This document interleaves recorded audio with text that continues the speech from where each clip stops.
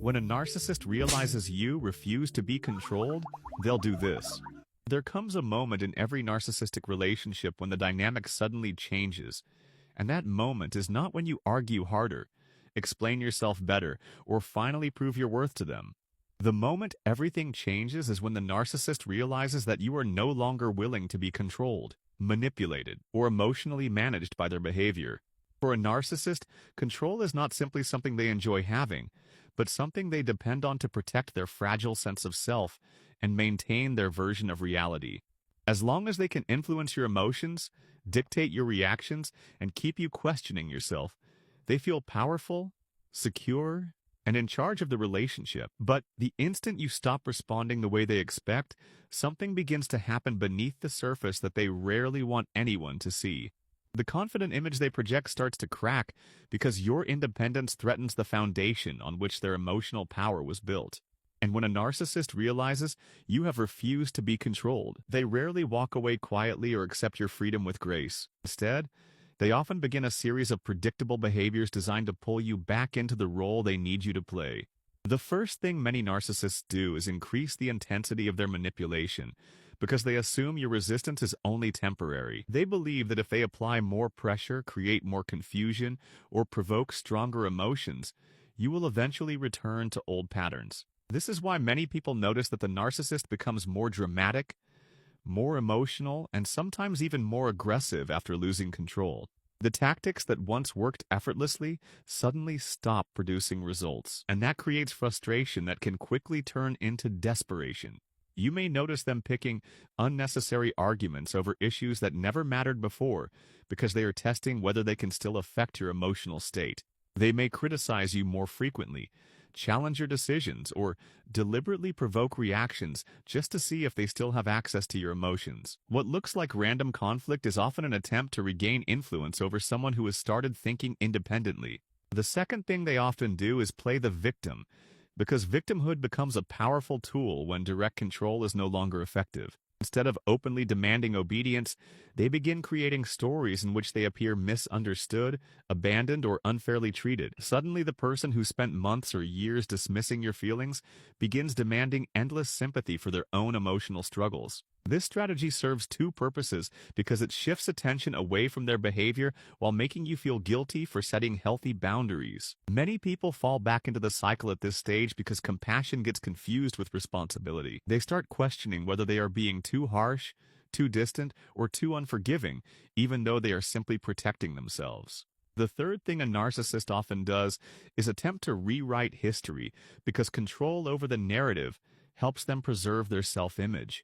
Events that happened clearly and repeatedly are suddenly described in completely different ways than you remember. They may deny hurtful actions, minimize serious incidents, or insist that you misunderstood situations that were actually very clear. The goal is not necessarily to convince you of the truth, but to create enough doubt that you stop trusting your own perceptions. A person who doubts themselves becomes much easier to influence than someone who trusts their judgment. This is why your confidence becomes one of the greatest threats to a narcissist who can no longer control you.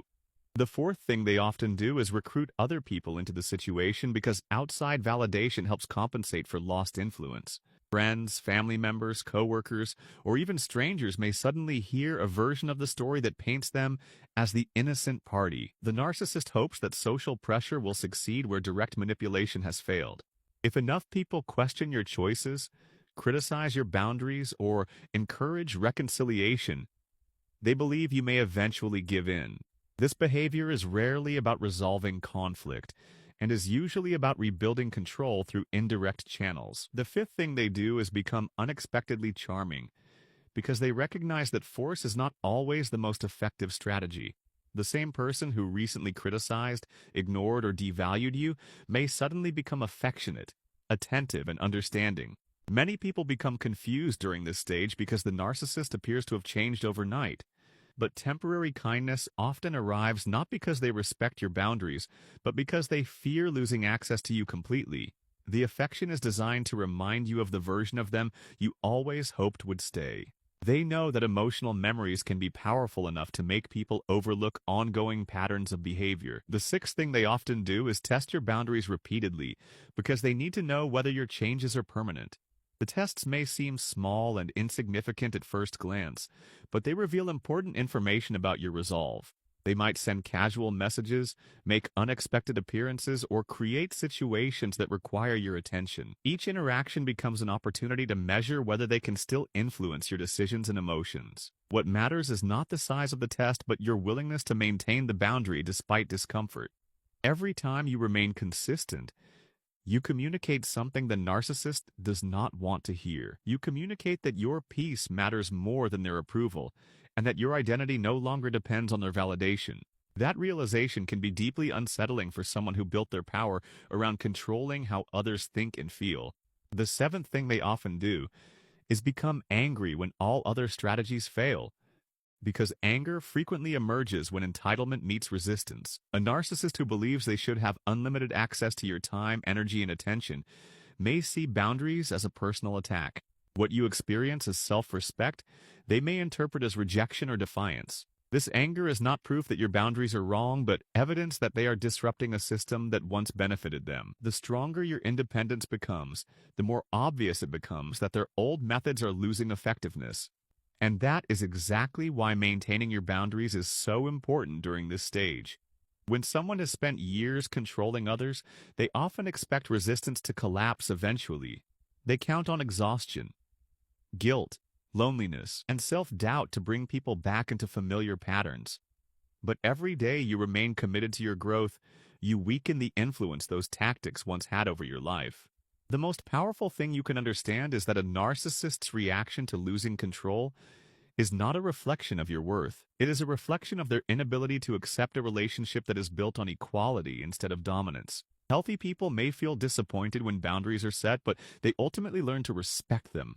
Narcissists often react differently because boundaries expose the limits of their influence and challenge the image they have of themselves. That is why refusing to be controlled can trigger such dramatic responses. You are not simply changing a relationship dynamic, but removing access to a source of emotional power they once took for granted.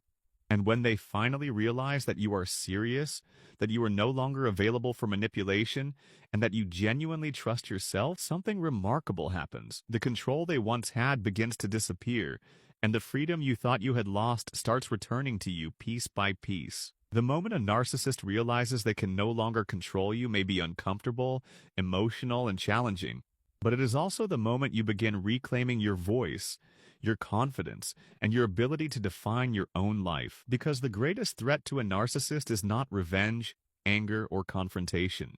The greatest threat is a person who finally sees the game clearly and chooses not to play anymore.